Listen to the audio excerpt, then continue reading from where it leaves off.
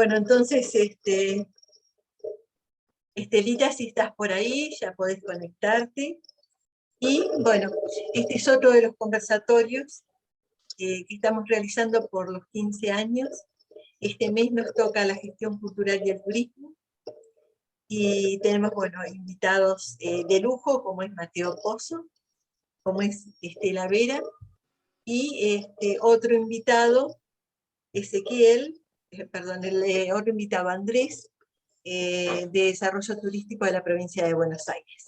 Así que bueno, les damos la bienvenida a los ponentes, a todos los participantes, y le pasamos la palabra a Alicia, que es nuestra presidenta. Alicia.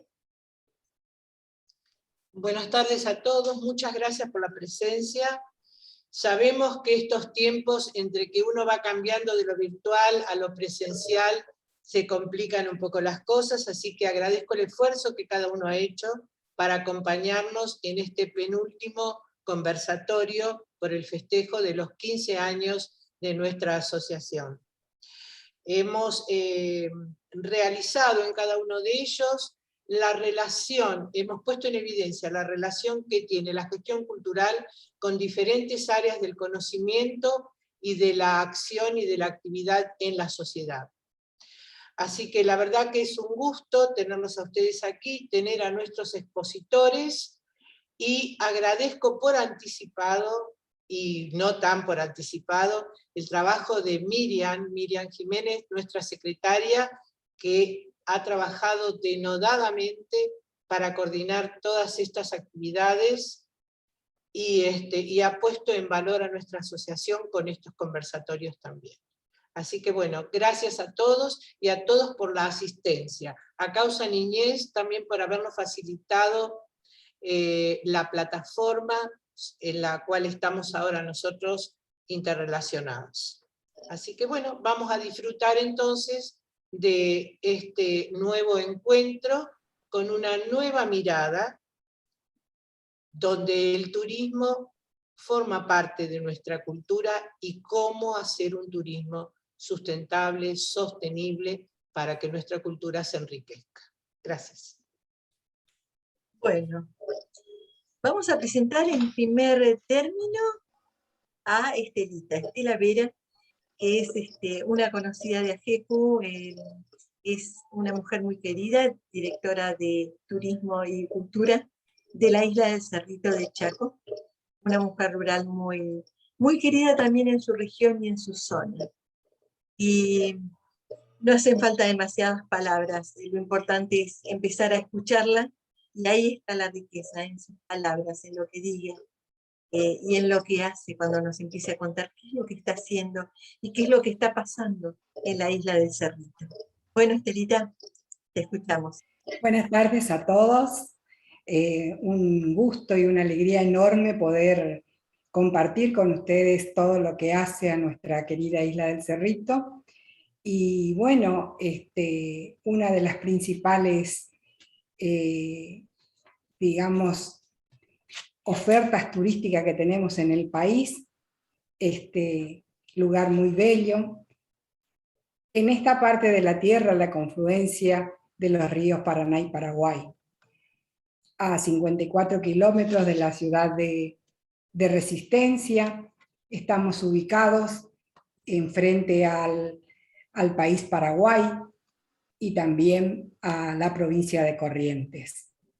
Esta parte del territorio es única en su biodiversidad y está ubicada, así como le dije, en la confluencia que fue testigo de la guerra de la Triple Alianza.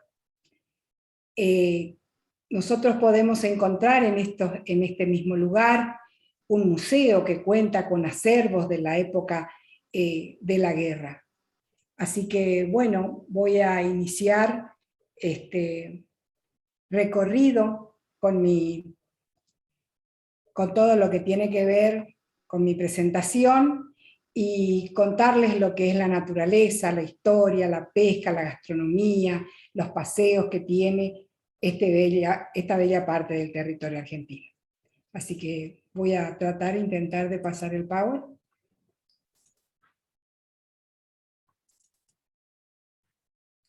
¿Ahí lo pueden ver bien?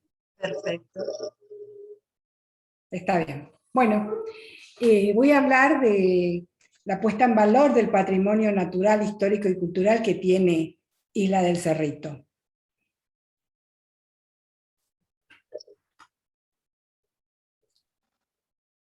Isla del Cerrito cuenta con una belleza natural, como ustedes pueden apreciar. Nosotros tenemos la costa del río Paraná y también las costas del río Paraguay. Tenemos también todo lo que hace a una flora y fauna muy rica. Como les dije, nosotros es una isla porque está rodeada de agua, tiene una forma semejable a una herradura y está delimitada por los cauces principales de los ríos Paraguay y Paraná y el Riacho Ancho o Atajo. Tiene una superficie de 12.000 hectáreas, es pequeña, pero tiene hermosas actividades, como por ejemplo la principal de todas, que es la pesca y el turismo, y constituye un centro turístico en la provincia. Su ubicación hizo formar parte de numerosos hechos históricos, entre los que se destaca la Guerra de la Triple Alianza, como les dije anteriormente, y el haber sido cabecera entre las autoridades del territorio nacional del Gran Chaco, que tuvimos la gran suerte de, por poco tiempo, ser capital de la provincia del Chaco. Durante buena parte del siglo XX también se instaló en este lugar un leprosario que al ser levantado permitió el fomento de la isla como atracción turística luego del cierre de la misma. Y a partir del año 1980 se convierte en un actual municipio, que hoy es la Municipalidad de Isla del Cerrito. Como podemos ver en el mapa, hay accesos en la Isla del Cerrito que conforman dos rutas, confluyen, mejor dicho, dos rutas provinciales, la 39 y la 63, pero la más utilizada por nosotros es la ruta provincial número 63, porque es la que nos comunica fuertemente con Barranqueras y principalmente con Resistencia. Pero también la provincial número 39, que nos comunica con la localidad de Margarita Belén. Bien, sabemos que su nombre se debe a la presencia de una elevación o un cerro de unos 18 a 20 metros sobre el nivel del río, y se puede apreciar eso en el sector de la parte edilicia de la Capilla Virgen del Pilar, que está bien en la altura. Tenemos marcos de referencia, es un lugar que está protegido, tenemos el Tratado Internacional para Sitios Ramsar, que es la que a nosotros nos protege y que nos caracteriza un humedal, que sabemos que es la presencia de agua dulce, único que es en el mundo, que brinda numerosos beneficios a través de como ser el agua, la madera, los peces, la fibra, los crustáceos, las plantas medicinales, la vida silvestre en cuanto a sus funciones, y regula las inundaciones y la sequía, retiene sedimentos, y las actividades del hombre son perfectamente compatibles con el agua. Yo en esa parte quería agregar algo, porque hablamos mucho en la cultura con respecto a los humedales. En lo último que propone un esbozo de las actividades humanas relativa a los humedales, concentrándose principalmente en el hábitat, el uso primario y secundario de los recursos, el desarrollo de eventos sociales y espirituales y las creencias, estas se correlacionan con sus aspectos culturales, más característicos en un papel con respecto a cada sitio y su posible impacto sobre lo que hace a la biodiversidad. Para muchas de esas actividades se sugieren objetivos para el logro de un enfoque integrado, tanto del patrimonio natural como del cultural. Por eso existe mucho respeto sobre ello. Podemos apreciar que Isla del Cerrito tiene una rica fauna, todavía contamos con los monos carayá, también tenemos diversidad de pájaros, de aves, y una gran riqueza hípica, que es lo que más respetamos y apreciamos. Como sabemos, estamos con una bajante histórica y lo que más debemos cuidar es justamente el área de la riqueza hípica que tenemos, o sea, los peces.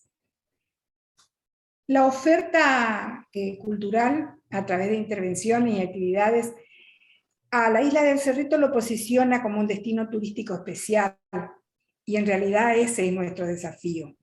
Nosotros tenemos gran parte de lo que fue el leprosario, que fue la colonia Maximiliano Averasturi, que fue construida a partir del año 1928, 1929, y que se empezó a utilizar, a inaugurar y a utilizar en el año 1939, con aproximadamente entre 200 a 250 internos, y que luego a partir de 1964 se comienza con su, digamos, con la parte mayor de lo que fue el hospital, a trasladar hacia otros sectores, como ser, por ejemplo, General Rodríguez, Entre Ríos, y parte de los que estaban ya, de aquellos enfermos que estaban no liberados de la enfermedad, pero sí estaban bastante mejor, digamos, esos fueron dados de alta. Pero sabemos también que con el tiempo nos dimos cuenta, o la ciencia se dio cuenta, que fue un tabú en realidad, porque era una enfermedad que se podía, digamos, se podía mantener con una asistencia ambulatoria. Por eso nosotros tenemos una inmensidad de edificios que conformaron parte de esta colonia Averasturi. Todo eso se ha ido comenzando a utilizar porque forma parte de nuestro patrimonio histórico en el casco histórico de la isla del Cerrito.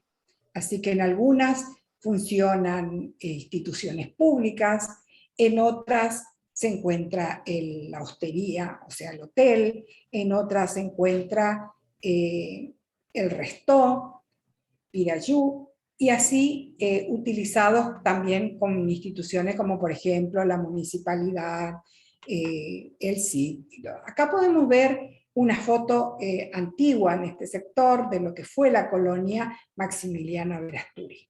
Y que hoy tenemos, por ejemplo, el Restó Bar Pirayú, la Hostería del Sol.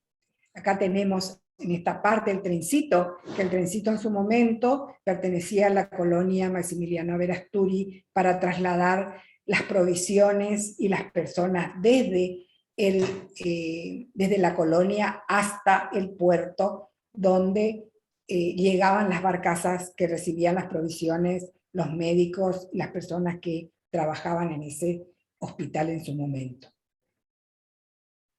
Hoy también podemos decir que tenemos paseos, tenemos un hermoso restó para recibir a personas que desean pasar y disfrutar de la buena gastronomía del lugar, y también tenemos la Hostería del Sol, que también tiene para albergar a personas. Tiene una capacidad para más o menos 160 a 180 personas. En cuanto al resto, para 120 cubiertos. Así que bastante, digamos, dentro de todo lo que podemos ofrecer en este pequeño lugar, es bastante importante. Además tenemos senderos y tenemos caminatas que son únicas en el lugar porque forman parte de nuestra sociedad ya, y una nueva plazoleta que nos identifica, que se llama Sebastián Gaboto, por ser en memoria a Sebastián Gaboto por su paso por la isla del Cerrito en 1526. También tenemos un museo histórico regional. Ese museo histórico regional que tiene acervos que son propios del lugar y que pertenecen a la época de la Guerra de la Triple Alianza, que fueron encontrados en las costas del río en esta zona. También tiene material bélico que fue prestado a este museo desde la localidad de Humaitá en la República del Paraguay. Nos cuenta la historia de la Guerra de la Triple Alianza, tiene parte de su balística, también tienen botones, hebillas de uniformes, tienen balas de cañón, y también hay una parte en su reseña principal, en la primera, la presencia de aborígenes en el lugar. Y, por supuesto, la institucionalización de la localidad. También quiero comentarles que hay distintas actividades. Hay caminatas, visitas guiadas, se realiza muralismo, bicicleteadas.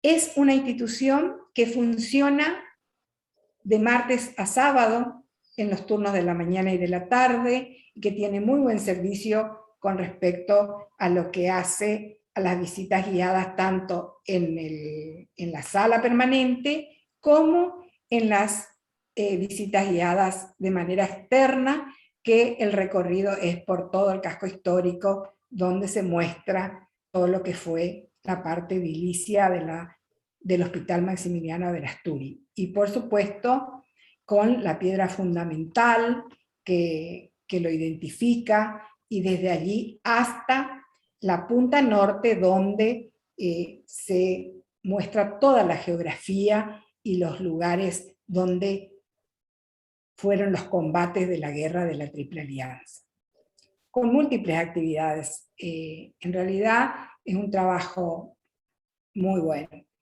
También en este lugar se realizan capacitaciones, muchas visitas, capacitaciones que se realizan en el Salón del Restó, que es un salón que se utiliza para capacitaciones, como también para reuniones, y también en el museo se reciben estudiantes tanto de universidades, vienen de Jujuy, de Santiago del Estero, de Buenos Aires, de la provincia de Corrientes, también de la Universidad de Resistencia, todos con el interés propio que tiene el lugar con respecto a la historia.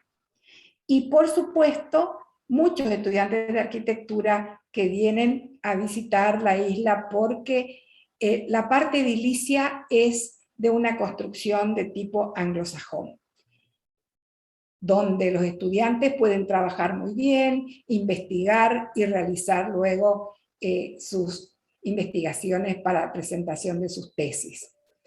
También este museo tiene su guiado que lleva consigo a cualquier lugar y en cualquier horario. Por ejemplo, como se puede ver en esta imagen, donde en el turno de la noche están personas deportivas que vinieron con respecto a, son basquetbolistas, que estaban participando en la provincia de Misiones y por su paso a la isla del Cerrito, se les presentó todo lo que hace, se muestra todo lo que hace en Isla del Cerrito, y así de paso también se los convoca para visitar el lugar cuando lo quieran. Acá podemos ver también que el trencito, que además en su momento pertenecía al hospital, hoy hace paseos.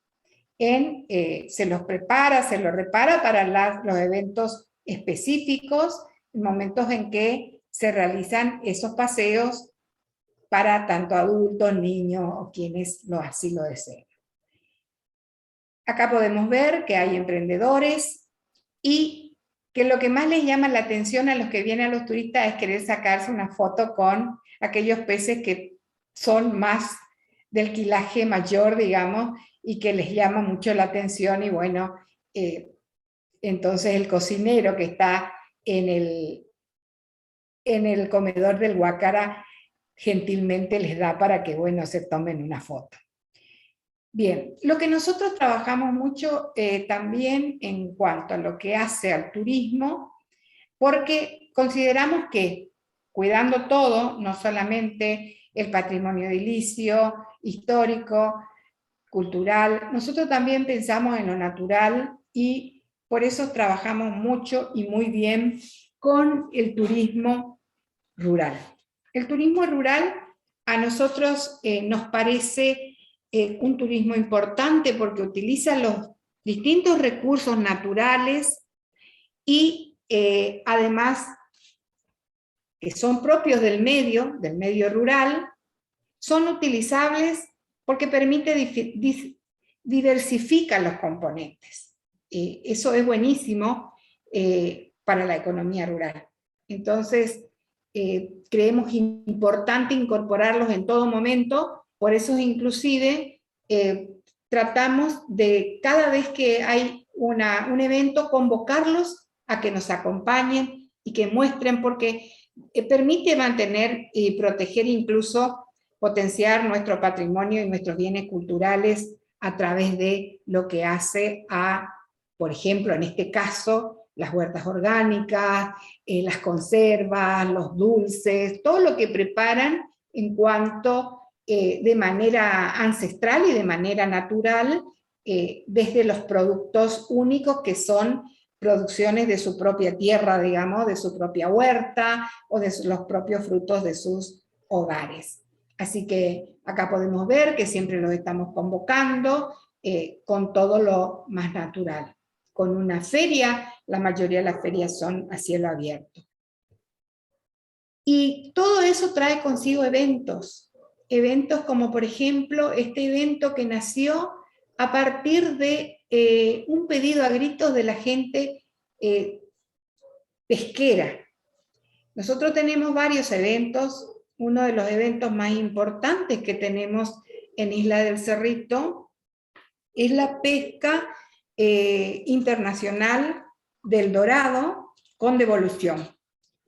Es una fiesta que, muy importante en la provincia, creo que es la tercera más convocante en el país, y se realizan torneos de pesca de costa para niños, adultos, con espectáculos musicales.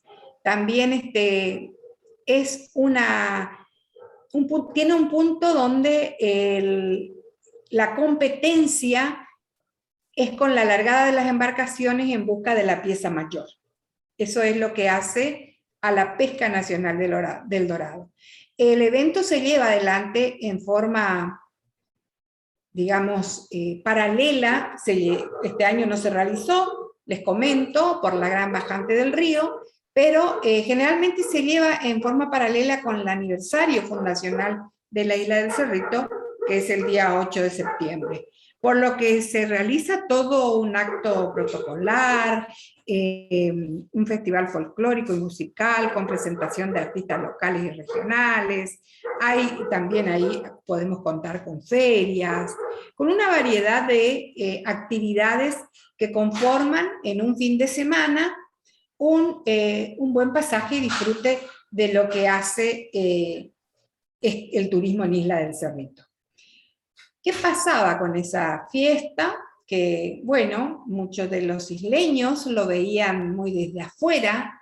Entonces, en una encuesta realizada se les convoca a todos los habitantes de la isla, principalmente a aquellos pescadores isleños, y le realizamos una encuesta.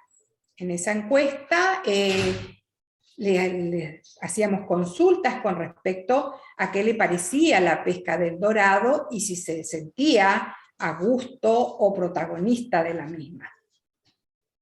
Fue tan grande el resultado negativo que obtuvimos en cuanto a lo que hacía la pesca del dorado, que principalmente a mí me llamó muchísimo la atención, y me di cuenta que ellos estaban pidiendo a gritos una fiesta local, donde ellos pertenecieran, donde ellos formaran parte y se apropiaran de esa fiesta.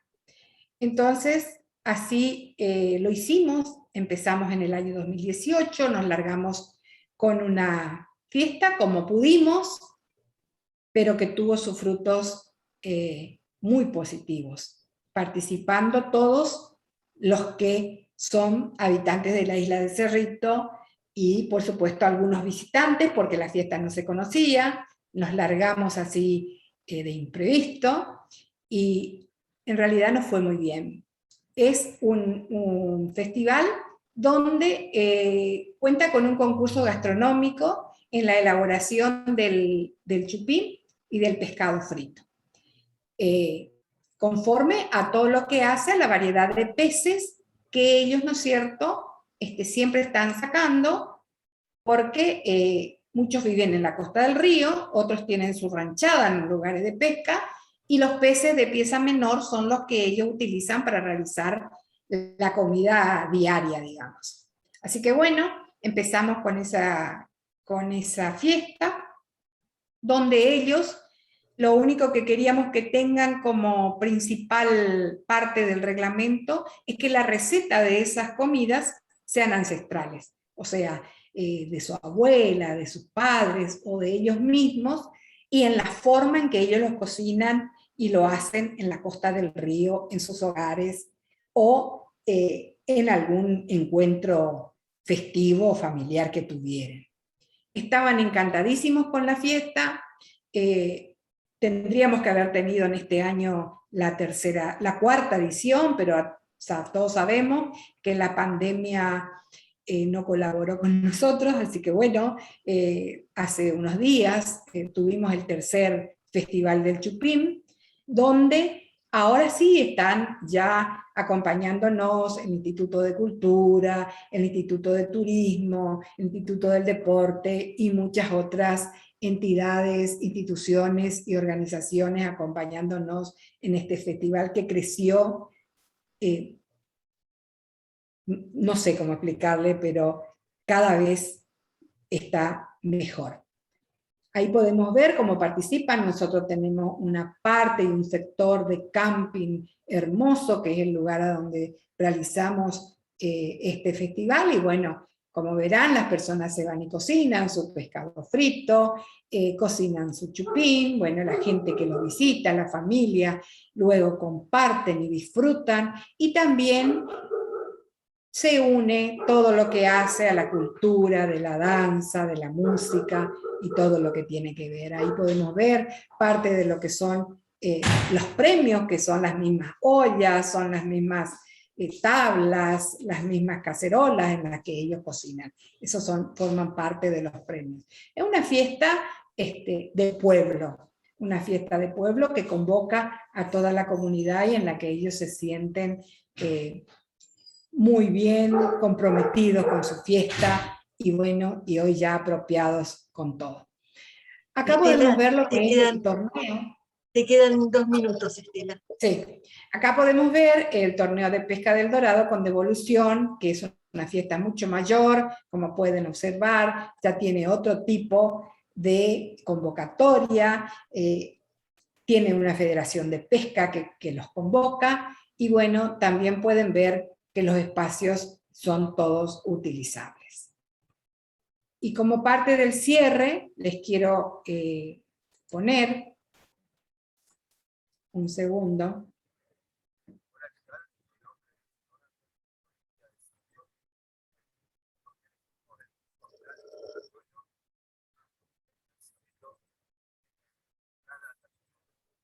No se escucha el audio.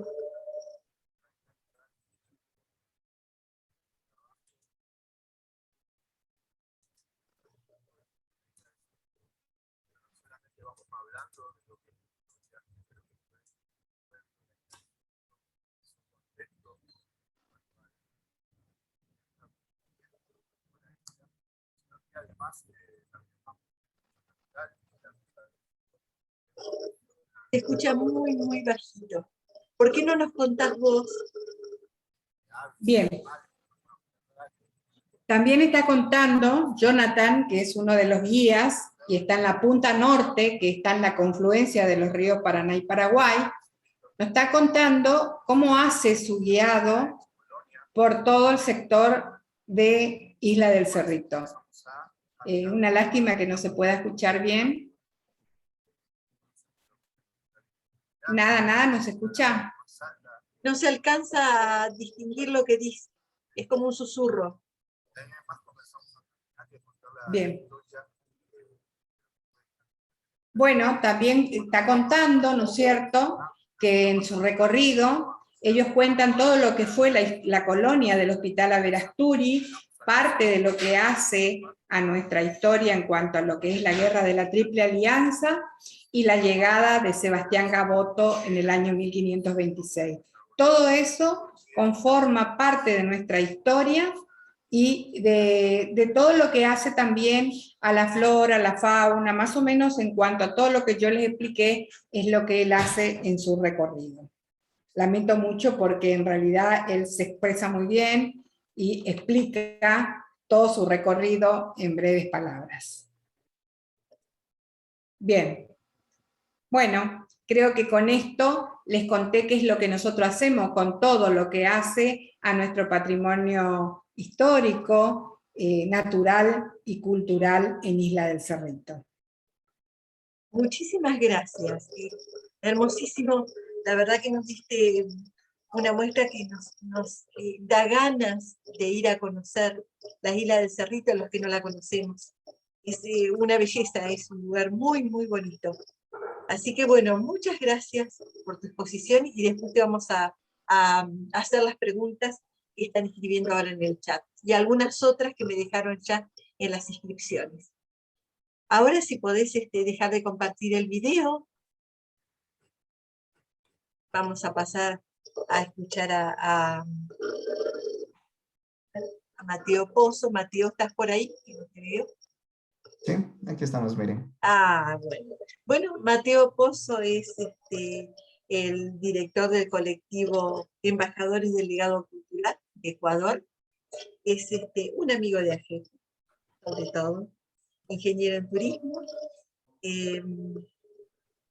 Y como con Estela, queremos escucharlo, las palabras de él dicen más que el currículum. Es más importante a veces escuchar la calidad de las personas que los títulos, porque a veces los títulos no muestran lo que es la persona en sí. Así que bueno, Mateo, te escuchamos y contanos un poquito de este turismo que nos querés contar, que nos querés mostrar de este turismo recreativo y de este turismo nuevo que están realizando.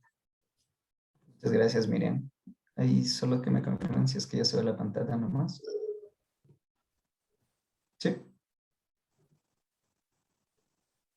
Sí se ve ahí la pantalla, Miriam, tal vez. Se ve bien, Mateo. Ya, genial. Yo les voy a hablar el día de hoy acerca del turismo cultural y creativo. Entonces, bueno, Miriam ya les contó un poquito acerca de mí, contarles un poquito más adicional. Soy ingeniero de administración turística y hotelera. Estoy culminando mi máster en gestión cultural en la Universidad Oberta de Cataluña, en España. Soy gestor cultural frente al Ministerio de Cultura y Patrimonio del Ecuador. Soy colaborador del Instituto de Patrimonio Nacional del Ecuador en la salvaguardia de expresiones orales, específicamente del Centro Histórico de Quito. Soy fundador y administrador de Embajadores Legado Cultural, que es una organización que se dedica principalmente a toda la conservación de la parte tangible e intangible del patrimonio del país. Soy fundador del proyecto Relatos del Curupí, que les contaré más adelante de qué trata. Al igual soy fundador de la Red Latinoamericana de Turismo Cultural y Paranormal. Soy embajador en este año de la celebración de las áreas protegidas de Latinoamérica y el Caribe. Y al igual soy conferencista. Entonces, contarles un poquito del turismo cultural creativo, pero antes de eso, antes de iniciar acerca de este tema y de esta nueva modalidad, que justo como lo mencionaba Miriam, pues ver un poco tal vez esta línea de tiempo que se ha ido creando en torno al turismo cultural creativo, porque hace más allá de unos 100 años simplemente hablábamos de la parte económica y la cultura no se la tomaba en cuenta en ni siquiera ningún aspecto que se podría relatar. Como ahorita justamente Estelita nos mostraba en su municipio, hace 100 años tal vez no se realizaba esto y únicamente se enfocaban en la parte pesquera. Pero esto lleva un trasfondo detrás de todo esto. Entonces, cuando hablamos de turismo cultural creativo, tenemos que remontarnos hacia el desarrollo sostenible, que es de donde nace. Entonces, primero, en 1970 en Estocolmo se habla por primera vez acerca de la parte natural, ni siquiera de desarrollo sostenible todavía, sino únicamente ya hablamos de que se debe preservar y conservar ciertos sitios naturales para que nosotros como humanidad podamos seguir existiendo en el planeta, porque veíamos un deterioro bastante rápido con esto también de los problemas ambientales que se tenían en ese tiempo y que se le daba mayor prioridad a la parte económica. Es en 1992 en Río de Janeiro que recién se comienza a hablar ya de temas ambientales y se crea una agenda hacia el siglo XXI. Y es en donde muchos países se reúnen y comienzan a decir, sí, debemos hacer algo por nuestro planeta. Y se ponen algunos objetivos específicos, los cuales lo iban a medir cuando ya se inicia el siglo XXI. De ahí ya tenemos en el 2005 la Convención de las Naciones Unidas. Aquí por primera vez ya se habla del tema intangible desde la parte cultural y de este patrimonio tan importante que se tiene como tal. Porque antes únicamente hablábamos de las bellezas, de las 7 maravillas del mundo, que debemos preservar los lugares tangibles. Pero ¿qué pasaba con lo intangible? ¿Qué pasaba con la danza? ¿Qué pasaba con la música? ¿Qué pasaba con los relatos, con las leyendas? Y con todas estas costumbres y tradiciones que se tenían, que simplemente hacen único a los pueblos o a zonas geográficas específicas. Entonces aquí en el 2005 cuando se comienza a hablar de patrimonio intangible como tal. Y es en el año 2012 cuando recién ya se estipula los objetivos de desarrollo sostenible, que los tenemos hasta el 2030. Y hablamos de la parte económica, hablamos de la parte social y de la parte ambiental. Entonces teníamos 3 ejes muy diferenciados en ese tiempo, en donde los que apoyaban la parte económica decían, sí, si es que no tenemos dinero no podemos preservar ni conservar nada, sino que es necesario la parte económica dentro de los sitios y de los lugares específicos. Había otras personas que te decían desde la parte social, en cambio, y te hablaban que sin las comunidades, sin las personas, sin los individuos que viven en ese sector, no se puede hacer nada, y que ellos son la base esencial de que un sitio se pueda desarrollar de forma efectiva. En cambio estaban las otras personas desde la parte ambiental, quienes decían que en realidad muchas veces la parte económica y social no importa, sino que nos debemos enfocar en la parte ambiental, en la naturaleza, porque si en realidad no tenemos un sitio en donde vivir, no importa nada más. Entonces tenemos estas 3 aristas diferenciadas por todos lados. Por eso en el 2012, cuando estas 3 aristas se comienzan a unir y comienzan a decir, sí, o sea, es verdad que si no existe la parte ambiental, no tenemos dónde vivir, pero sin alguien que cuide esta parte ambiental, que es la parte social, ¿cómo va a preservarse y a conservarse estos sitios? Y así tenemos que nosotros poder fundamentar la parte económica con esto y a través de la parte económica gestionar proyectos para salvar tanto la parte social como ambiental y comienzan a unirse a estos 3 ejes. Ya hablamos recientemente de objetivos de desarrollo sostenible. Es ahí que en el 2018 se hace una nueva convención de las Naciones Unidas y se la llamó Repensar. En el 2018, en esta convención llamada Repensar, se comenzó a hablar de cosas más específicas. Aquí hablábamos de políticas culturales, algo que se ha olvidado un montón en muchísimos países y principalmente también aquí en Latinoamérica. Estas políticas culturales que te dan esos lineamientos de cómo se debe hacer para que un sitio se preserve, se conserve, se desarrolle y genere en realidad políticas culturales que favorezcan tanto a las comunidades, que favorezcan en realidad a esta salvaguardia de estas expresiones. Entonces es ahí que ya se va formulando algo más específico y comienza a nacer conjuntamente con esto el turismo cultural creativo. Es en el año 2000 cuando Crispin Raymond y Greg Richards hablan recién de un turismo creativo. Lo enfocaron de esta manera porque lo único que se conocía era el turismo, que era este medio económico de traer gente hasta un sitio para que pueda consumir más de 3 servicios esenciales como alojamiento, alimentos y bebidas, o algunas actividades dentro de algunos sitios atractivos. Y entonces lo comienzan a llamar turismo creativo en el año 2000. Y es en el 2006 que recién en España la Fundación Sociedad y Cultura se crea como tal. Y ellos comienzan a querer conservar, a raíz de la convención que tuvimos en el 2005, toda la parte cultural en España. Porque como muchos sabemos, en España tal vez se tiene un turismo bastante masivo e inclusive hubo muchísimas ciudades que estuvieron en contra del turismo. Dijeron que ya no querían más turistas, porque los turistas lo único que llegaban es a dañar su patrimonio tangible, es a dañar simplemente todo lo que se tenía aquí en estas localidades. Y se crea el FUSIC en el año 2006. Y de ahí en adelante se comienza a hablar de turismo naranja, de la economía naranja y de las industrias creativas, que es todo aquello que promueve la parte cultural y busca el desarrollo sostenible vinculado al turismo. Todas estas prácticas turísticas que en realidad no dañan un sitio, tanto desde la parte tangible como intangible. Y es ahí que nace el turismo cultural creativo. Para para que exista un turismo cultural creativo, tenemos que enfocarnos en varias aristas. La principal es la interacción interna. Cuando nosotros hablamos de un turismo cultural creativo, estamos hablando de que la persona debe tener una motivación como tal. Muchos tenemos hobbies, muchos nos gusta la música, nos gusta escribir, nos gusta ver películas, la danza, el teatro, la pintura, la fotografía, inclusive la alimentación, los deportes, muchísimas cosas que nos motivan y que tenemos algunos de estos hobbies que muchas veces, inclusive en el futuro, se vuelven nuestras profesiones. Pero esto lo vincula en interacción interna con la parte de creatividad. ¿Cómo hacer que una persona se sienta una estimulación haciendo esta actividad? ¿Cómo una persona puede generar turismo frente a estos estímulos y puede crearse algo a partir de ello? Y es ahí que entra el otro aspecto importante que les mencionaba, que es la interacción externa. Cuando ya hablamos de un sitio como tal, que utiliza esta interacción interna que les mencionaba para crear un turismo a partir de ello. Como vemos en las fotografías, la música, aquí compartiendo en la parte de arriba una comida entre todos que ellos mismos prepararon.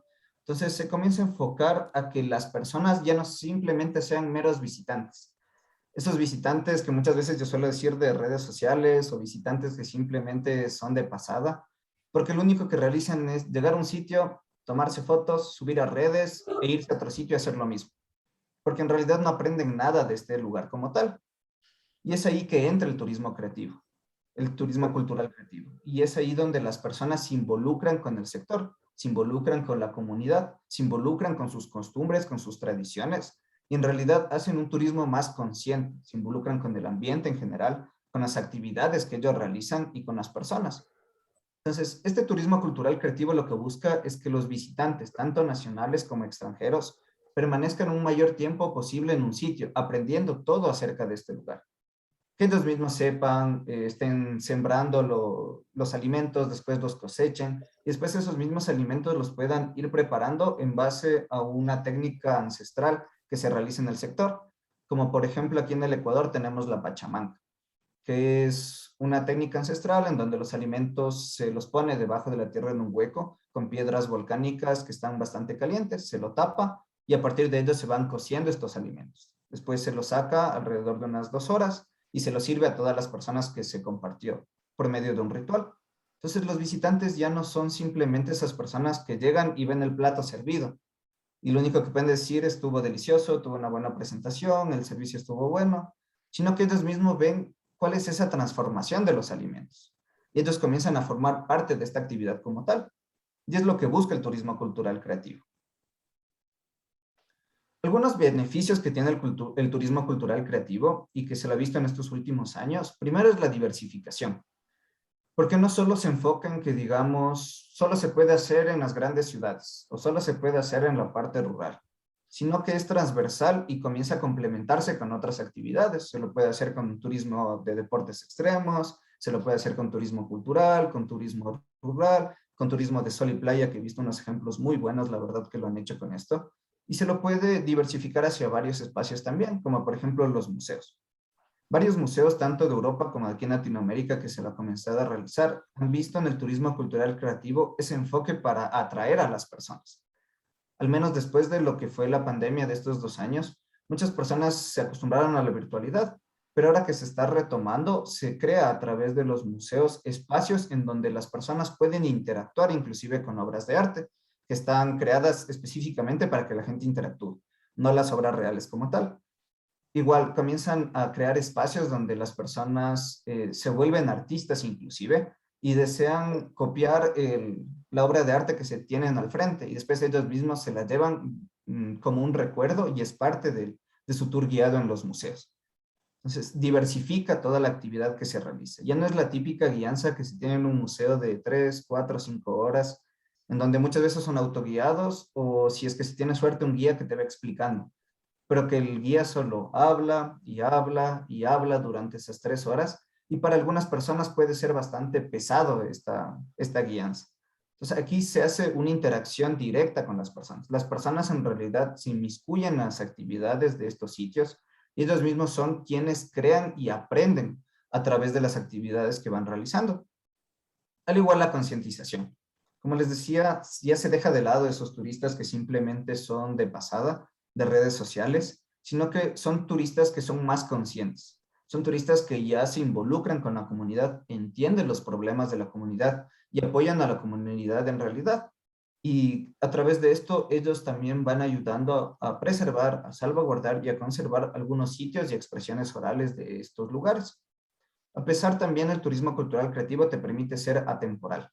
El turismo cultural creativo lo que busca como beneficio también es que ya no tengamos estos preceptos de que ahora es temporada alta, ahora es temporada baja, aquí voy a tener más visitantes, aquí voy a tener menos visitantes, sino lo que busca el turismo cultural creativo es que durante todo el año tú puedas encontrar las mismas actividades, puedas disfrutar de las mismas experiencias y puedas obtener los mismos beneficios de este lugar. Y puedas conocer exactamente lo mismo tanto en enero, en diciembre, en julio, y que vivas todas estas actividades desde un punto de vista más humano.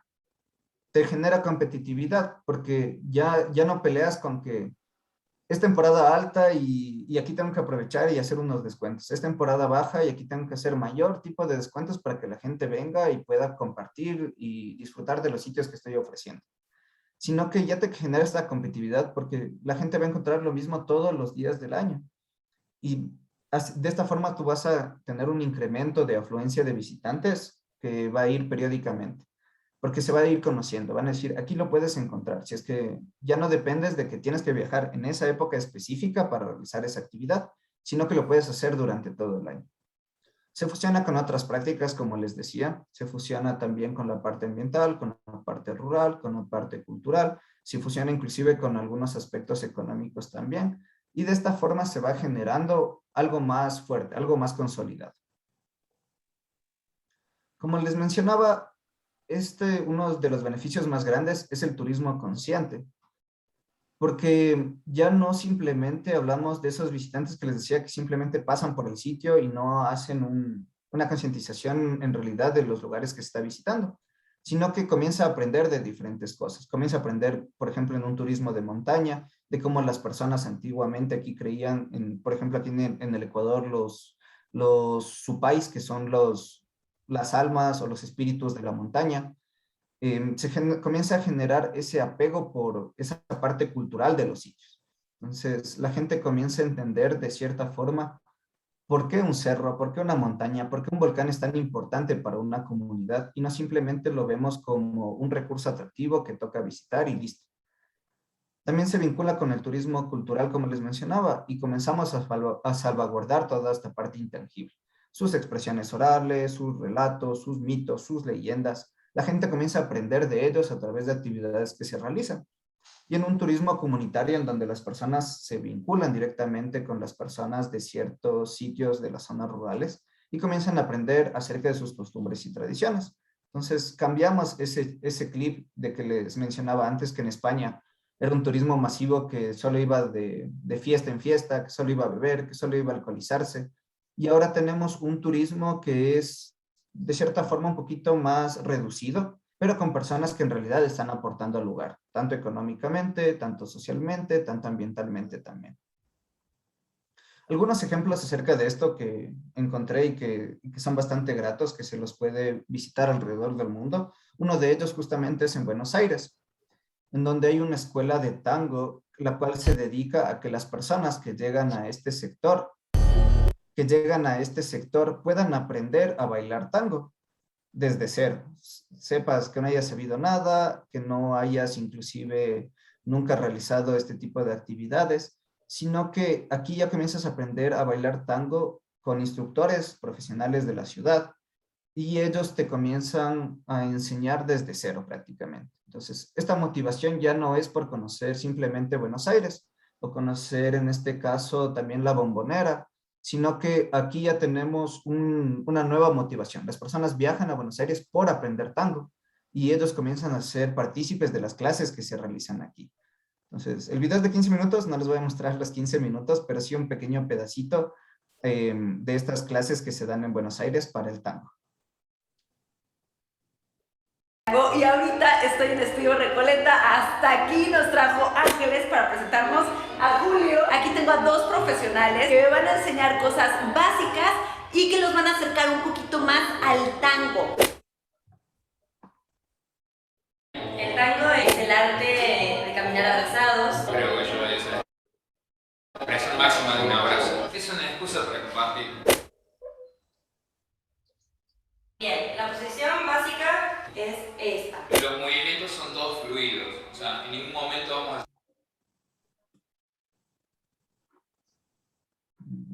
A ver.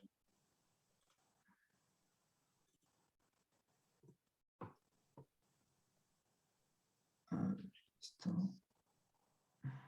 Bueno, se nos... Ahí estamos. llegar a un freno total. Primero es el abrazo, segundo la fluidez y por tercero es la conexión. Trabajar como en espejo con su compañero, o sea, si el compañero se mueve, yo me muevo. Antes de comenzar la clase, nada mejor que una demostración por parte de Julio y Ángeles.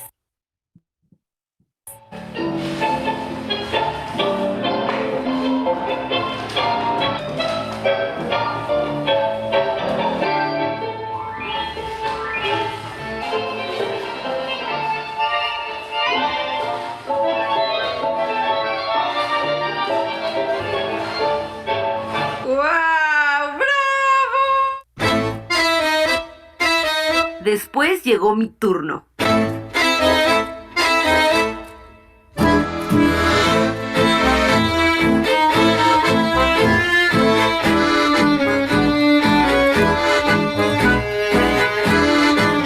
Observar aquí ya la motivación cambia directamente. Ya comenzamos a hablar de que las personas ya no simplemente fueron a escuchar la historia del tango, o fueron a escuchar desde qué año va, o cuáles son sus cantautores principales, sino que la gente comienza a aprender el tango desde su esencia, desde cómo bailarlo, cómo inclusive disfrutarlo, y de esa forma comienzan a entender esta expresión cultural como tal. Otro de los ejemplos que se da, es en España, en Navarra, con la parte de los viticultores. Entonces, lo que se realiza aquí en España es que las personas pueden degustar su vino, pero desde cero. Ellos mismos son quienes recolectan las uvas, ellos mismos son quienes las comienzan a pisar, después ellos los mismos los maceran, los meten en barricas, y después ellos se sirven su propio vino. Para esto, ellos hacen un recorrido de una semana, en donde desde el lunes empiezan con todo este proceso que les había mencionado. Y aparte de esto, les dan una cata a ellos de todo este proceso del vino y también de los diferentes vinos que existen. Y de esta forma se va generando esta nueva actividad en España. En París tenemos otro ejemplo, lo cual es la aromaterapia, en donde las personas crean su propio perfume. Son guiados por un técnico en aromaterapia. Ellos mismos les dicen qué olor es preferible para ellos, qué olor les va a quedar mejor. Y se llevan un vaso pequeño, un envase pequeño con su nombre, que va a estar escrito al lado de esta marca de perfume que ellos mismos realizaron. Entonces se va creando algo más. Ya no simplemente ellos fueron a un museo a escuchar la historia de los perfumes, todo lo que ha pasado durante todos los años, sino que ellos se vuelven los actores principales para esta creación de la aromaterapia. Y en Quito, como les mencionaba, lo que nosotros realizamos es por medio de relatos del Curupí. Al inicio, como les había mencionado, yo soy administrador de Relatos del Curupí, soy co-creador con 3 compañeros más. Y nosotros lo que hacemos aquí es una salvaguardia de relatos y leyendas del centro histórico como tal. Lo que nosotros hacemos es que las personas comiencen a conocer qué es las rutas y leyendas que han ido desapareciendo durante todo este tiempo del centro histórico de Quito. Acá en el Ecuador, principalmente en Quito, la gente sí maneja ciertas leyendas principales, como es Cantuña, como es el Gallito de la Catedral. Pero son un montón de leyendas, un montón de relatos que han ido desapareciendo durante el tiempo y que las personas los han dejado de lado. Solo con decirles, en el Centro Histórico de Quito nosotros hicimos un levantamiento de 78 leyendas. En un espacio de más o menos unas 2, 3 manzanas, fueron 78 leyendas que se pudieron recuperar. Eso frente a todos los relatos y leyendas que tendríamos en Quito, que es la capital del Ecuador, y todas esas expresiones orales que se han ido perdiendo a través del tiempo, por diferentes situaciones, el avance de la tecnología, el desplazamiento de las personas hacia otros sitios, un montón de cosas que han ido pasando, pero que a través de este proyecto que nosotros realizamos, que son rutas turísticas teatralizadas, buscamos que las personas no simplemente escuchen leyendas, sino sean parte también de ellas, a través de dinámicas, jugar con los sentidos de las personas, involucrarlos en actividades que nosotros mismos lo realizamos, o que reten, por ejemplo, a un gallo que se tiene en la Catedral de Quito para que lo reten como lo hacían dentro de la leyenda. Entonces, de esa forma, ir creando algo más, ir creando ciertas situaciones que ya no se van viendo y que la gente en realidad después de todo el recorrido aprenda acerca de estas leyendas y que no simplemente sean meros escuchadores, sino que sean parte de las leyendas, que los niños sean partícipes, que los adultos mayores después de este recorrido, inclusive los papás de los niños, les cuenten otras leyendas u otras versiones de la misma leyenda y comiencen a compartir todos estos espacios que alguna vez se tenía como tal.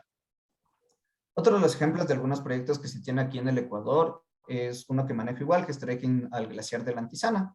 Aquí nosotros hacemos un recorrido hacia un volcán, en donde nosotros llegamos hasta la parte de la nieve. Igual nosotros abrimos este recorrido desde niños de 7 años hasta adultos mayores de 85, que son aptos para realizar este tipo de actividad.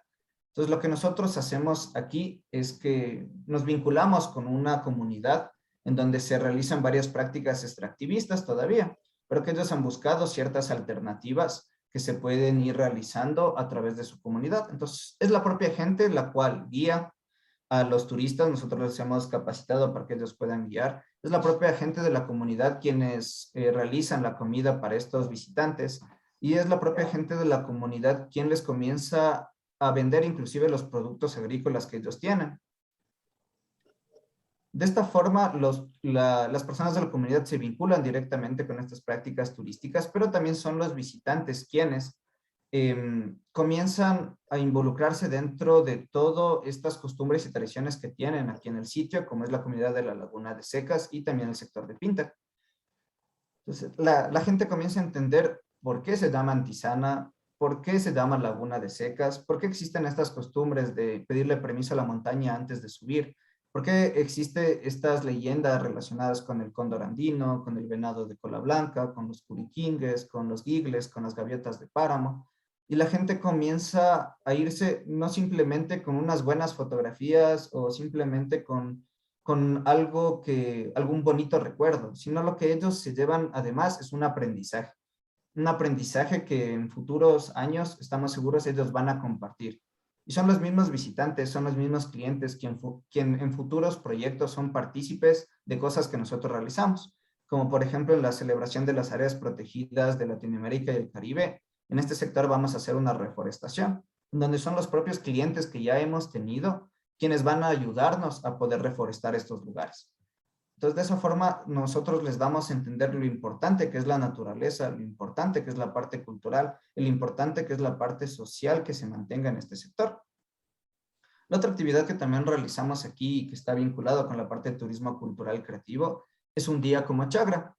Los chagras aquí en mi país son las personas que, de la parte rural específicamente, que trabajan aún de forma ancestral con sus caballos, se dedican a las corridas de toros, la parte de agricultura, pero corridas de toros, eso sí, de la parte rural, en donde no se mata el toro ni nada, sino que ellos lo manejan por pura diversión prácticamente.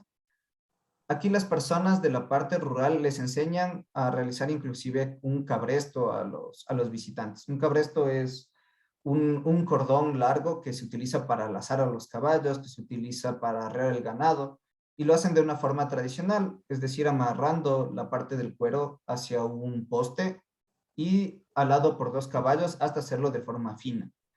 Entonces las personas inclusive se ponen los ponchos, se ponen toda la indumentaria que la gente de aquí del sector utiliza y son las propias personas de la comunidad quienes les enseñan a ellos. Por ejemplo, cuáles son las partes de una montura. Nosotros muchas veces creemos que solo es la silla y listo. Pero hay otros componentes como la cincha, el freno recto, al igual los cabezales. Y de esta forma la gente va entendiendo por qué nace este sector, por qué se sigue manteniendo esta identidad cultural del chagra. Y nos ayudan a conservarlo y a preservarlo. Y son ellos mismos quienes después de esta experiencia que ellos han tenido, se van a llevar un certificado digital que nosotros realizamos, en donde les ponemos como embajadores de la chagrería, de esta identidad del Chagra, y nos van a ayudar en futuros proyectos que nosotros tengamos con la comunidad para ayudar a preservarlo y a conservarlo. Estos son algunos de los ejemplos que les puedo dar de turismo cultural creativo alrededor del mundo y también en mi país, en Ecuador, y de los cuales de algunos yo estoy encabezando. Por último, agradecerles por estar en el tiempo de esta charla, agradecer principalmente a GECU, que ya estamos cumpliendo 15 años de aniversario, y todo el trabajo que ustedes han realizado, la verdad, es sorprendente. Ver todo el esfuerzo que le meten día a día, mes a mes, y gestionar todo este tipo de conversatorios para que las demás personas puedan entenderlo. Aquí les dejo mis redes sociales, si es que sobra alguna pregunta, si es que en algo les puedo ayudar, al igual desde acá, desde Ecuador, siempre estamos abiertos los brazos para colaborarles en cualquier cosa que ustedes necesiten. Entonces, nuevamente, mi nombre es Mateo Pozo, este es mi número personal, mi correo igual empresarial y mis redes sociales en caso de que necesiten algo más. Solo como último, dar una recomendación en general, y lo más bonito de ir a visitar un lugar es conocer en realidad el sitio. Dejar de lado simplemente tomarnos fotografías bonitas y subirlas a redes sociales, sino que convertirnos en parte esencial de esta comunidad, parte esencial de este pueblo, y entender en realidad todos sus problemas, todo lo que ellos tienen, y de esa forma generarles un desarrollo desde abajo, con nuestro dinero aportándoles a ellos, que ellos nos aporten desde temas de aprendizaje, y desde aquí nace el turismo cultural creativo. Hacer un poquito más de estas actividades que son, la verdad, encantadoras y que a mí me llenan exclusivamente, y generar y ser unos visitantes más conscientes y dejar de lado esas actividades turísticas que muchas veces realizábamos. Con esto termino, Miriam. Muchísimas gracias y pues quedo abierto a cualquier pregunta que deseen realizar al igual. Muchísimas gracias, Mateo. Excelente. Había algunas preguntas que las van a contestar los dos, pero antes de las preguntas les quería comentar que teníamos también como invitado a Andrés Siperovich, que él es director de desarrollo turístico de la provincia de Buenos Aires. Estaba haciendo un trabajo muy lindo, un proyecto muy interesante porque estaba poniendo en valor lo que es, haciendo el relevamiento para poner en valor lo que es el turismo rural y del periurbano de la provincia de Buenos Aires. Porque cuando se habla de turismo rural, por lo general se piensa en las provincias y no se piensa en la provincia de Buenos Aires. Y Buenos Aires se lo mira, pero desde muy, como si fuera muy poca la oferta. Y estuvimos trabajando de forma muy asidua, aún en época de pandemia, porque tuvimos que trabajar todo por la web porque no podíamos salir de nuestras casas, no pudimos hacer el trabajo de territorio, pero sí nos comunicamos con las distintas secretarías de turismo para que nos fueran diciendo cuáles eran los atractivos que tenían. Pero la administración fue muy nueva, porque habíamos cambiado las autoridades hace un poquito tiempo, y tampoco tenían esas autoridades de turismo, las secretarías de turismo, el conocimiento. Los que eran nuevos no tenían conocimiento de los atractivos anteriores, porque recién empezaban y no tenían quizás la investigación hecha. Me pasó de preguntarles a direcciones de turismo cómo se llamaba determinada iglesia y no la conocían. Yo sabía dónde estaba, pero necesitaba el nombre para el libro que después se publicó.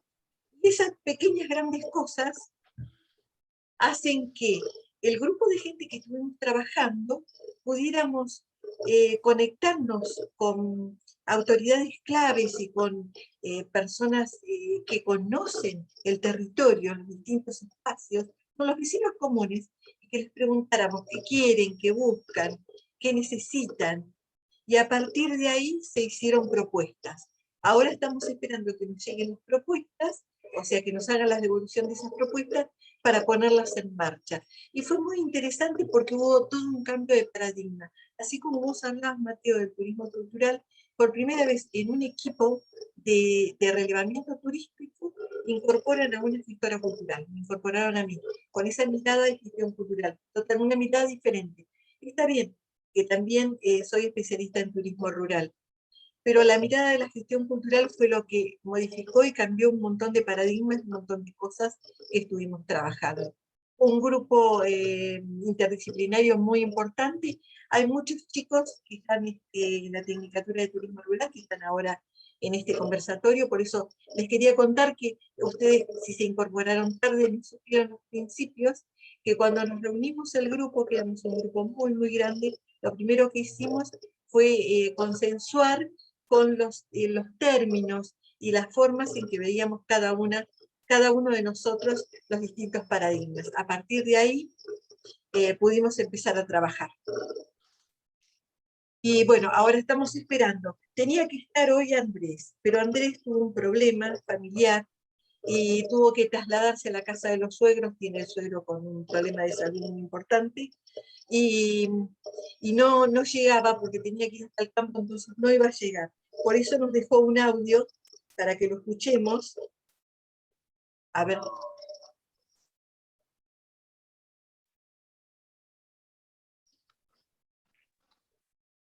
No se escucha, Miriam, ¿eh?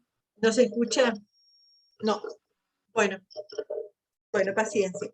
Es Andrés que nos estaba diciendo de que no podía estar, pero bueno, que lo lamentaba en el alma y que en cualquier momento podía llegar a dar esta charla que quería ofrecernos y que hoy no la pudo dar. Así que quizás en algún otro momento podamos contactarlo de nuevo, podamos consensuar un tiempo y un espacio para poder escucharlo, porque es muy interesante todo lo que están haciendo. Y hoy lo que yo les contaba... Sí, perdón.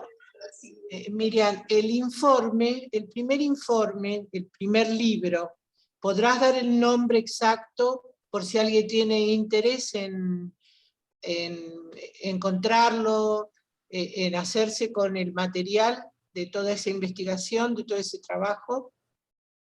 Sí, es turismo rural es turismo rural y del periurbano, en la provincia de Buenos Aires. Es el informe preliminar. Ahí van a encontrar el libro y si no, después me lo piden y yo lo tengo en PDF y se los puedo mandar. Manden un mail a GECU y yo les mando el PDF del libro, que es muy interesante todo lo que se está trabajando. Bueno, creo que es esto nada más. Lo que puedo explicarles yo, es una pena que no esté Andrés. Es la primera vez que nos pasa. El año pasado hicimos más de 20 conversatorios, este año hicimos también unos cuantos, y es la primera vez que nos falta un ponente. Así que bueno, les pedimos disculpas a todos, y tenemos algunas preguntas para hacerles. Acá hay una pregunta bastante interesante y larga, y sería lindo que pudieran contestar los dos, porque tiene muchas miradas y muchas preguntas dentro del mismo párrafo. ¿Qué gestión cultural y turística se necesita para accionar en el corto plazo 2021-2022 para conducir proyectos perdurables en el mediano y largo plazo? Esa es una pregunta. A ver, ¿quién de los dos la quiere contestar? ¿Si Mateo o nuestra no hay problema. Listo, ya empiezo, ¿ya? Listo. Solo comentarles, por ejemplo, este proyecto que yo les decía de trekking al glaciar de la Antisana y un día como Chagra, recién lo iniciamos en marzo de este año, es decir, durante la pandemia. Estábamos saliendo un poquito de la pandemia, pero recién lo iniciamos en marzo de este año.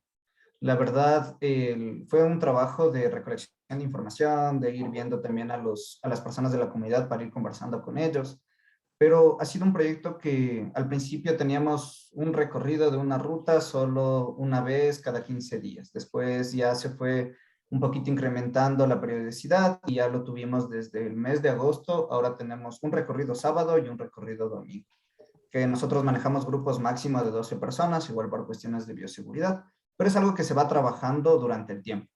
O sea, muchas veces los proyectos, las personas lo desean ver, pero ya, o sea, en menos de un año ya es la solución a todos los problemas y no es de esa forma, sino para ser realistas, los proyectos se deben evaluar para 5, para 10 años, para que en realidad comiencen a ser esa solución para los lugares como tal. Pero a través de la gestión cultural uno comienza a tener insumos bastante fuertes y bastante llamativos, desde la parte de patrimonio tangible y de patrimonio intangible, porque son cosas que muchas veces no teníamos presentes, pero comienzan a significar algo. Y es ahí cuando me llama bastante la atención, por ejemplo, lo de gestión cultural en el barrio. Porque nosotros vivimos aquí en un sector, pero muchas veces lo tomamos como hotel. O sea, vamos a hacer nuestras actividades fuera de las ciudades y todo, y aquí solo venimos a dormir. pero cuando nos damos cuenta, a la vuelta hemos tenido una iglesia que ha sido patrimonial, ha sido bastante importante para el lugar, y también comenzamos a entender que las fiestas populares del barrio han tenido bastante interés para las otras personas que viven en otros sectores. Entonces, estos insumos de parte intangible y parte tangible comienzan a formar ese punto de partida para crear algo. Entonces, hablarlo de algo a corto plazo toca ser bastante sinceros con las personas cuando se quiere gestionar. Decirles que esto va a ir de a poco, va a ir, muchas veces vamos a tener días buenos, días malos, pero lo importante es que sea el compromiso y la responsabilidad que se tenga por parte de tanto de los asesores, tanto de los técnicos y principalmente de la gente de la comunidad, porque no se quiere decir que el turismo tiene que ser la actividad o la parte de gestión cultural tiene que ser la actividad que reemplace a otras actividades, porque es algo que nos enseñó la pandemia, que si la parte turística en la pandemia se murió y la gente ya no tenía ningún ingreso para realizarlo, sino que la parte, en este caso del turismo cultural creativo, es algo complementario.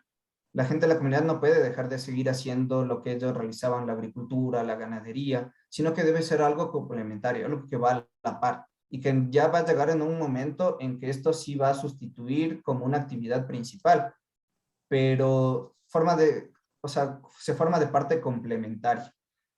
Es así que, por ejemplo, en estos proyectos que les mencionaba, ya recibimos una designación justamente del Instituto Jane Goodall, que es de Argentina, que ellos nos están apoyando para realizar este proyecto con la comunidad de la Laguna de Secas hacia el volcán y de la identidad del Chagra. Entonces, son pequeños esfuerzos que se van haciendo de a poco, pero como vuelvo y ratifico, es una mentira decir que a corto tiempo se va a ver resultados notables. Si no, se van a ver pequeños resultados que van a ir siendo bastante satisfactorios, pero es alrededor de unos 5 o 10 años que en realidad uno ve hitos importantes. Hitos de decir, esto ya tiene una trascendencia, esto ya tiene un anclaje del cual las personas de la comunidad pueden comenzar a vivir de ello y también a tener reconocimiento por ello. No sé si es que tal vez me di mucha vuelta en la respuesta, pero sí es bastante importante estos puntos. No, excelente, para mí excelente, excelente la respuesta.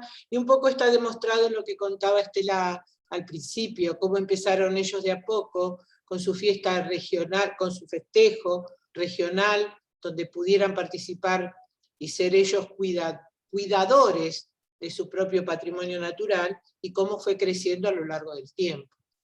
Excelente para mí. Acá hay otra pregunta que esta sería interesante para Estela.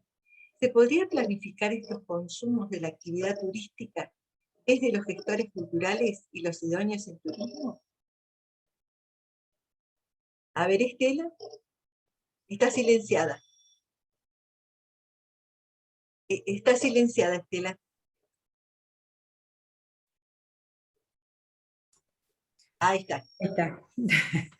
Bueno, yo creo que al momento de trabajar en todo lo que hace a la cultura y al turismo, primero había como una resistencia. Yo creo que hoy no hay resistencia.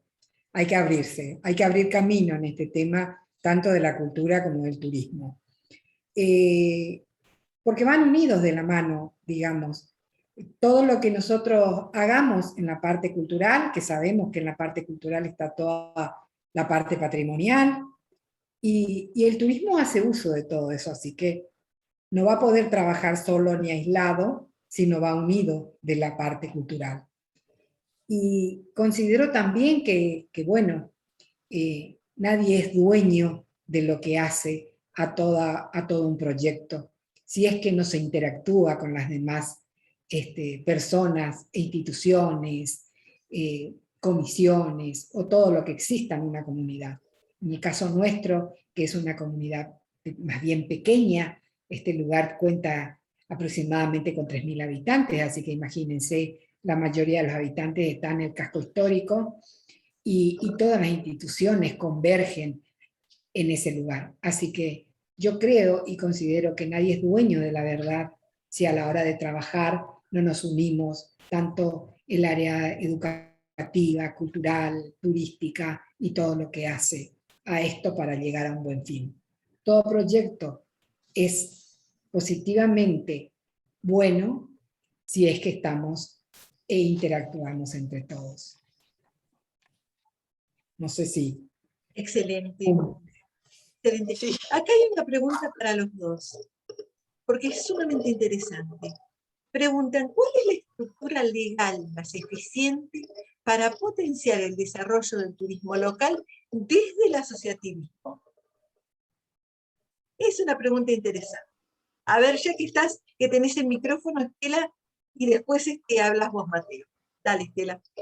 Sí, yo creo que el asociativismo es lo más. O sea, trabajo de grupo es lo más.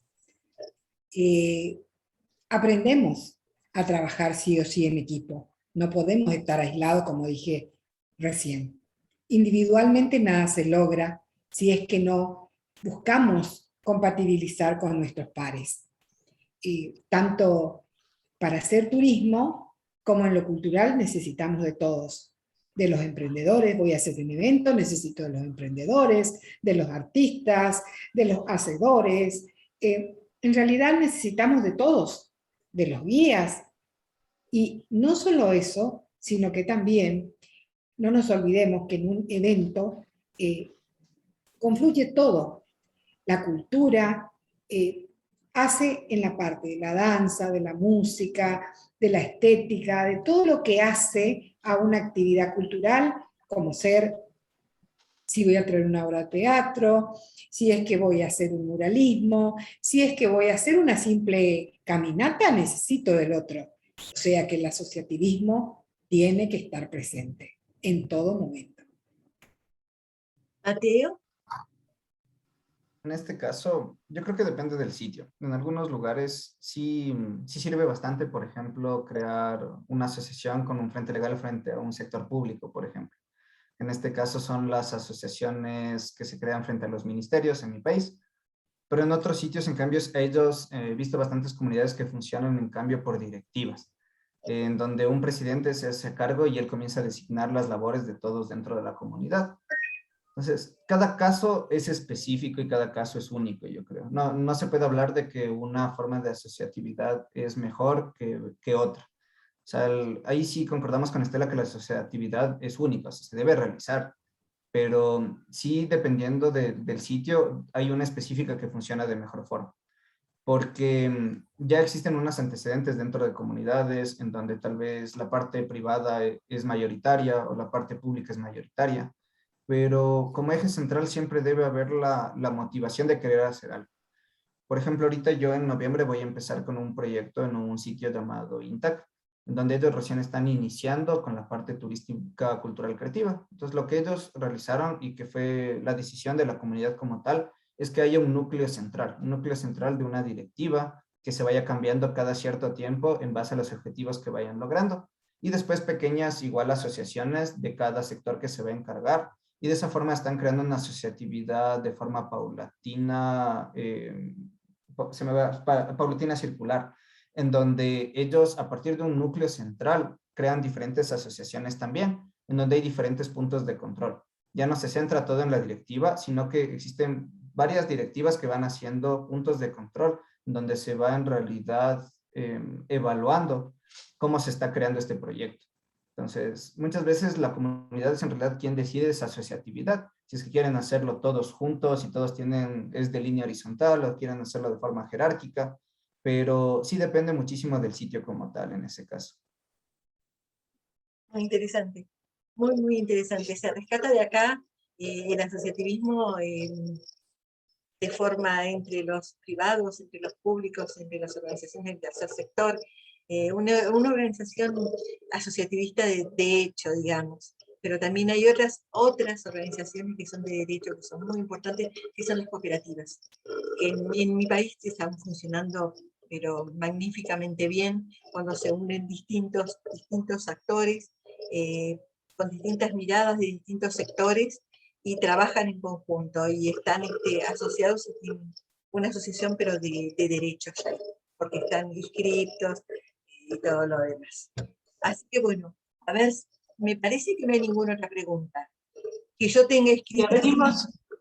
A ver, podríamos abrir los micrófonos para que pregunten lo que quieran preguntar. Parece que Leti tiene una pregunta que estaba puesta en el chat, que decía, ¿qué grado de compromiso tiene el Estado en sus lugares? Ahí está, esa pregunta me faltó, Mateo. Respondela. Ya que yo misma la ¿Ya inicio. está? Listo. En este caso, por ejemplo, en los proyectos que yo manejo, no hay tanto, no se vincula tanto la parte del Estado. Hemos buscado que más se vincule la comunidad como tal. Y de ahí sí necesitar del Estado en cuestiones de capacitaciones, en cuestiones que nos ayuden con lineamientos, la parte legal. Pero ha habido bastante apertura desde esos puntos. Pero de ahí que ellos estén inmiscuidos de forma directa, la verdad a mí no me gusta mucho, porque muchas veces son solo proyectos por cargos que duran 2 o 4 años y después se acabó ese puesto por 2 o 4 años y ya viene otra persona nueva y ya no quiere hacer ese proyecto, sino quiere hacer otro. Entonces, ahí sí yo prefiero que no se inmiscuya la parte pública, la parte del gobierno, sino que ellos simplemente nos ayuden con insumos, capacitaciones, con insumos de señalización hacia los lugares, cuestiones de esas que se pueden volver a pedir en un futuro a cualquier persona que esté en el cargo, porque si no van cambiando cada cierto tiempo y no se mantienen los proyectos como tal. Y la facilidad de acceso a los distintos espacios del territorio, los caminos, las rutas, etcétera, puentes, exacto, que estén accesibles para que pueda circular el viajero. Exacto. ¿Alguna otra pregunta? ¿O algún comentario que alguien quiera hacernos? Bueno, yo voy a decir algo, si bien Mateo no está muy de acuerdo. Bueno, no es mi caso, ¿no? No es mi caso. Bueno, yo creo que el Estado siempre tiene que estar presente, porque no nos olvidemos también de que dependemos mucho de ello. Así que toda actividad que uno realice en el lugar necesita tener el Estado presente. Y en mi caso particular, lo puedo decir que lo tengo muy presente, y bueno, no se da el caso que dice Mateo, porque hace varios años que tengo el mismo intendente, así que bueno, por suerte los proyectos se pueden realizar todavía hasta ahora y podemos salir bien de todo. Lo que sí, sí, tenemos una comisión y por supuesto también están las demás instituciones, tratamos de interactuar entre todos, pero sí el Estado está muy presente con el intendente García, que está a cargo con nosotros en este momento. Claro, yo creo, no sé, puedo decir algo ahora, porque tal vez una cosa es el Estado presente como soporte, como acompañante, y otra cosa es como interventor o intervencionista en la actividad. O sea, como que dirija, que dé las pautas de cómo desarrollar la actividad. Una cosa es el acompañamiento que pueda dar a un festival, a lo que sea, concursos, etcétera, o actividades diferentes, y otra cosa es que sea directamente el gestor y el director de esa actividad. Yo creo que ahí estaría un poco la diferencia, ¿no? De un Estado presente que acompañe las iniciativas del lugar. Es así. En realidad solamente acompaña, no forma parte de direccionar las actividades, claro, sino que acompaña muy bien en ese aspecto. O sea que ustedes pueden decidir cambiar de fecha, de color. Exactamente, nosotros decidimos todos los aspectos de lo que hace al evento, o al festival en este caso, y ellos nos acompañan.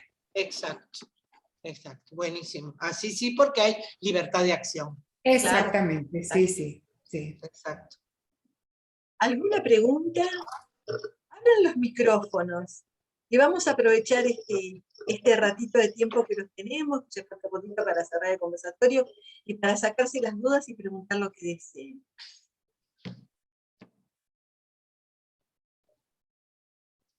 Bueno, si no hay preguntas, lo que hay son muchas felicitaciones para los dos. muchos de los invitados que tuvimos hoy nos están felicitando por el grado de compromiso que tienen con la actividad que realizan, por el conocimiento y por la forma de trabajar junto a los demás, ¿no? Así que bueno, si no hay ninguna pregunta... Sí, no, y la claridad de las exposiciones que nos hicieron un hermoso recorrido de lo que cada uno, en lo que cada uno se está desarrollando. Así que realmente fue muy, muy valiosa la presencia de los dos. Bueno, Alicia, les agradecemos muchísimo a Mateo, a Estela, la verdad que fue un encanto tenerlos hoy, nos mostraron cosas impresionantes, cosas nuevas, siempre aprendemos mucho, con Mateo siempre aprendemos mucho, y con Estela también, porque yo la conozco de hace rato, y siempre que la escucho hablar, aprendo mucho de ella. Les agradezco mucho y le vamos a dar la palabra a Alicia para que haga el cierre de este conversatorio. Tenemos el último que va a ser el 22 de octubre, no se lo pierdan, ahí tenemos ponentes también internacionales que van a hablar sobre la formación de los gestores culturales, porque esos ponentes son los formadores de los gestores culturales. Así que bueno, Alicia, escuchamos tus palabras. Sí, muy pocas, porque ya hemos dicho todo, ellos ya han hablado, que son realmente los invitados de hoy. Volviendo al conversatorio que vos estabas haciendo la invitación recién, la del 22 de octubre, es importante porque la gestión cultural va cambiando día a día, la formación debe ir cambiando día a día, y de cuando empezamos nosotros nuestra formación en el año 2000, a hoy hay muchísimo material, muchísimas miradas nuevas, y hoy ha demostrado Mateo también unas líneas nuevas de intervención. Entonces, juntando todo, lo que me queda es por agradecer a nuestros expositores en primer lugar, a nuestros participantes, oyentes que están presentes, también a los que se han disculpado por su ausencia, lamentando no poder estar por compromisos, por trabajo, por estudio. Va a quedar esto en YouTube, donde van a poder verlo. En una semana calculo que ya estará en la página de nuestra asociación. Así que solamente gracias nuevamente a todos, gracias Miriam por la coordinación de este encuentro. Y buenas noches, buena semana para todos. Un beso para todos. Gracias. Y gracias. Gracias. Gracias.